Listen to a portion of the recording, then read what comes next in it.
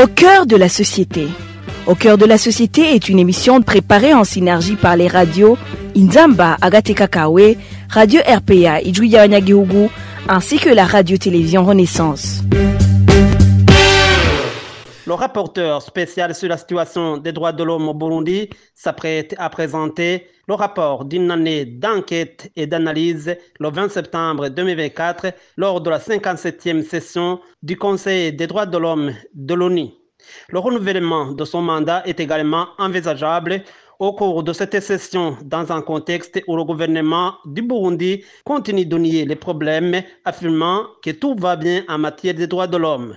Quelles avancées ont été réalisées durant cette année? Quels défis persistent? Comment la communauté internationale peut-elle soutenir le Burundi dans la promotion des droits de l'homme? Autant de questions cruciales seront abordées dans le mini-magazine Au cœur de la société. Bonfils Nyongere sera à la présentation. Bienvenue.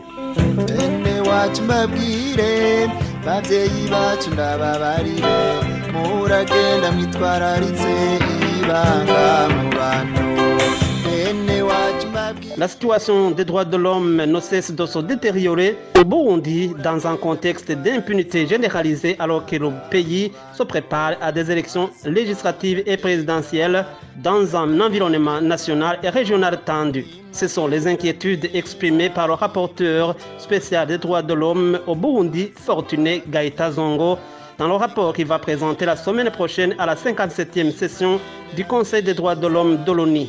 N'est-ce pas cela, Émile Nibasumba? Selon le rapporteur spécial sur la situation des droits de l'homme au Burundi, ces 12 derniers mois, le pays a été marqué par le rétrécissement de l'espace civique et une répression des opposants politiques, des professionnels des médias et des défenseurs des droits de l'homme, l'impunité généralisée des auteurs de violations des droits de l'homme, la situation sécuritaire qui se détériore, particulièrement avec la reprise des attaques du groupe rebelle Résistance pour un état de droit au Burundi, Red Tabara, ainsi que l'augmentation des cas de disparition forcée et des arrestations arbitraires restent des motifs de préoccupation pour Fortuné Gaëtan Zongo. La situation est aggravée par une crise économique sans précédent dans un contexte économique volatile, une rareté de devises, une forte dépréciation de la monnaie et une pression fiscale élevée qui limite considérablement le pouvoir d'achat des ménages. Le taux de pauvreté dépasse 50% selon le rapporteur spécial.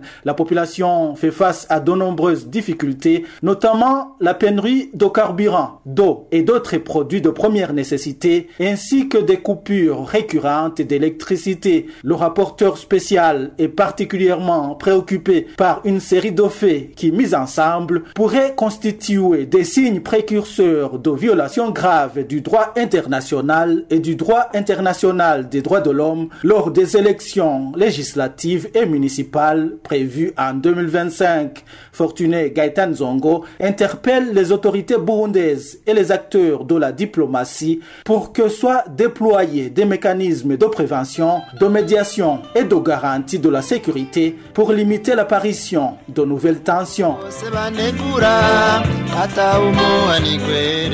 Au cours de la 57e session du Conseil des droits de l'homme de l'ONU, il sera également question de voter sur le prolongement ou non du mandat du rapporteur spécial sur les droits de l'homme au Burundi, Fortuné Gaïta Zongo.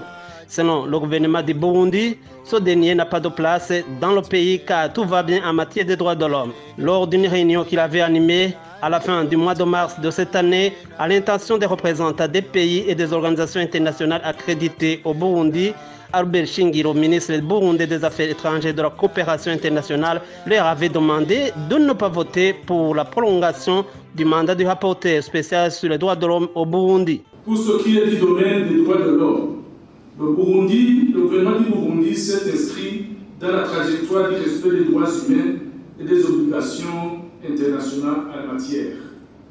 À titre d'exemple, le Burundi se livre régulièrement à l'examen périodique universel qui est un mécanisme universellement reconnu par tous les États et siège aujourd'hui, comme je l'ai dit, au Conseil des droits de l'homme à Genève. Le même gouvernement a mis en place plusieurs mécanismes nationaux de protection et de promotion des droits de l'homme et respecte la quasi-totalité de leurs recommandations pertinentes. Je saisis cette occasion pour lancer un appel amical aux États membres de l'Union européenne de mettre fin au mois de septembre prochain au mandat du rapporteur spécial des droits de l'homme pour le Burundi.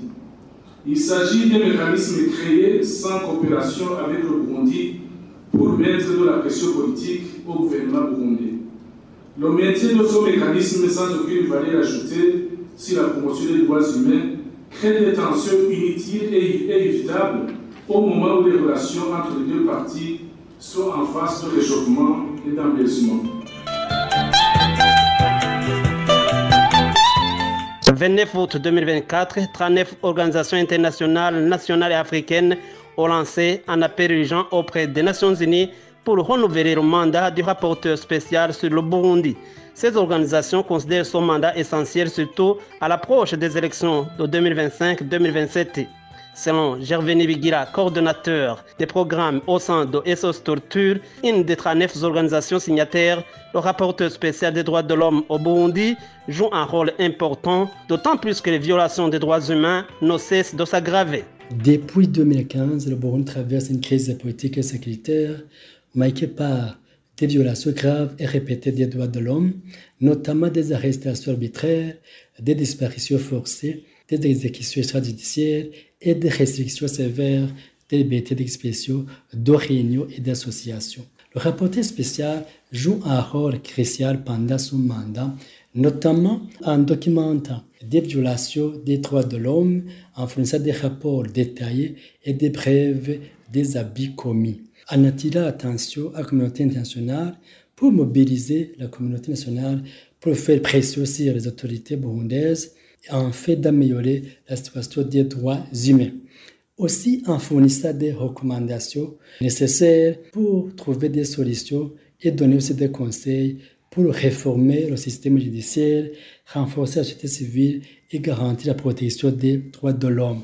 Le renouvellement du mandat du rapporteur spécial sur le Burundi est crucial pour maintenir la pression sur les autorités burundaises, fournir un soutien aux victimes et encourager les réformes nécessaires, particulièrement dans le contexte des élections à venir, de la surpopulation carcérale, de la répression des journalistes, de la crise financière et des menaces contre la liberté d'expression. La responsabilité du gouvernement du Burundi dans la violation des droits de l'homme reste prépondérante étant donné que les auteurs de ces violations restent impunis et des fois sont promis dans les postes de responsabilité, que ce soit dans le corps de défense et de sécurité ou dans les autres organes de l'État. Gaëtan Zongo a été nommé rapporteur spécial sur la situation des droits de l'homme au Burundi en avril 2022. Son mandat est généralement de 3 ans, ce qui signifie qu'il devrait se terminer en avril 2025, sauf si une prolongation est décidée par les instances compétentes. Et voilà, c'est ici que se termine le mini magazine au cœur de la société. À la présentation, vous étiez avec Bonfils Nyongere.